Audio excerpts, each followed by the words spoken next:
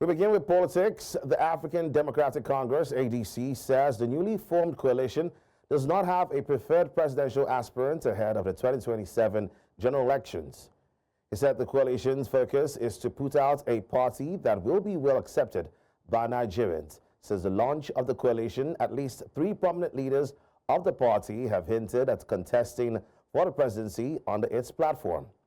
They include former vice president and presidential candidate of the People's Democratic Party, PDP, in the last election, Atiku Abubakar, former governor of Anambra State and presidential candidate of the Labour Party in the last election, Peter Obi, and former governor of Rivers State and presidential aspirant on the platform of the ruling All Progressives Congress, APC, in the last election, Rotimi Amechi. In the meantime, Special Advisor to President Bola Tinubu on Policy Communication, Bwala, says the African Democratic Congress ADC coalition will implode within 6 months due to a death of ideology. Speaking in a televised interview, Bwala said Datti Baba-Ahmed, vice presidential candidate of the Labour Party in the 2023 elections, sensed the looming crisis. On the 4th of July, Baba-Ahmed said the battle for a presidential candidate could pose a major challenge for the ADC, warning that excitement trailing the coalition should be managed and that citizens should not be consumed by it. He added that unlike the current coalition, the 2013 All Progressives Congress APC alliance viewed former President Muhammadu Buhari as the anointed presidential candidate long before the primary election.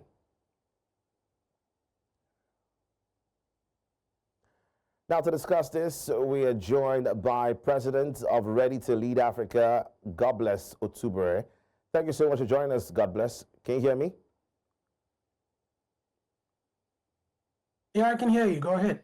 All right, so God Bless. The ADC has been described as a party with no ideology, and it's also been described as a fellowship of strange bedfellows. It's also been described as an alliance of displaced politicians. How would you describe it?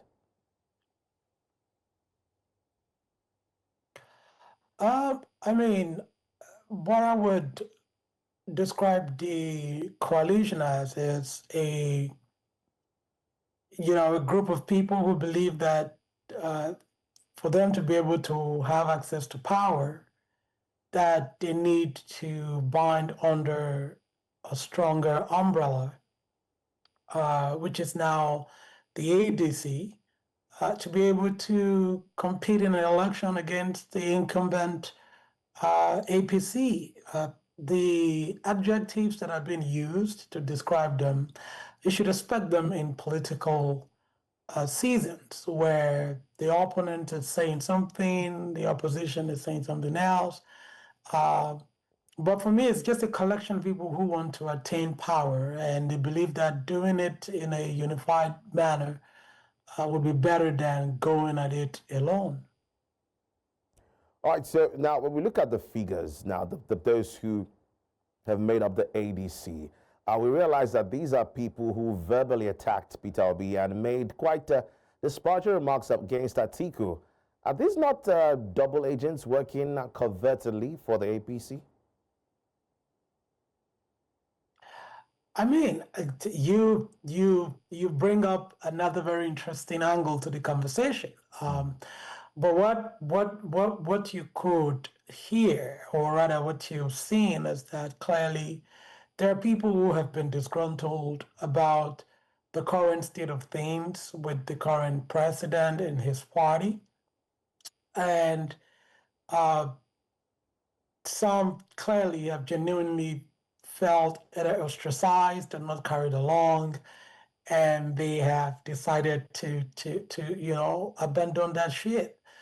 Are there people who have also analyzed and said, don't you think this is the handiwork of the current administration, where they are planting people in this area and just helping to get one over the opposition again? I mean, there are conspiracy theories out there, if I were permitted to use that word. But of course, there are genuine, disgruntled people who feel like they need to either bring down this government or prove that they were not rightly treated by the current government. But both possibilities are not impossible. Now, Daniel Bwala has said that choosing a presidential candidate will be the undoing of this, of the ADC. Do you agree with him? I mean, it is, you know, I watched your monologue and coming into this session. And absolutely, Buhari was the guy that the coalition was coalescing around. And he just gave them a lot of room to be focused. And, you know, both sides, there's the guy we want to field, and we're going to field him. And we know that we're going to field him, and everybody fell in line. It was easy to coalesce and organize around that.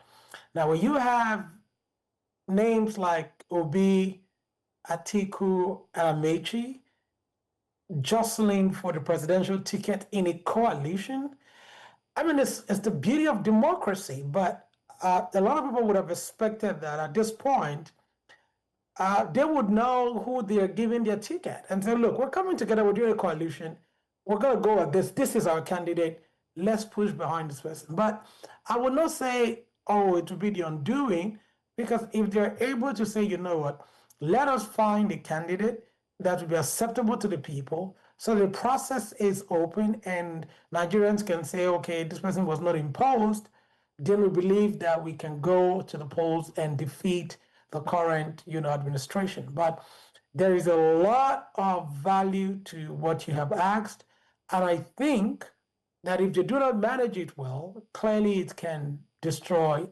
whatever opportunity they think they may have at, you know, competing against the current administration. So that for me, it's a valid point that you've raised. Now, tell me, what do you think will become of the future of what I would call a fragmented Labour Party and a crisis-ridden PDP, as well as other peripheral, you know, opposition parties? What do you think will be their case at the end of the day? I mean, right now I cannot categorically say that, because again, you know, there's almost 2 years left before the next elections, and that's a long time in politics. We don't even know what is going to happen in the next, you know, couple of months. But for me, is the rigor of democracy is such that people are able to participate and compete.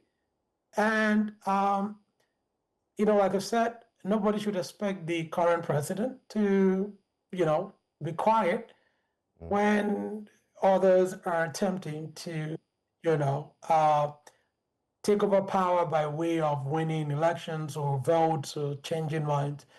For me, I just believe that because of the way democracy works, and if you have all of these smaller parties going it alone, definitely it gives the current incumbent, you know, the incumbent party a huge advantage.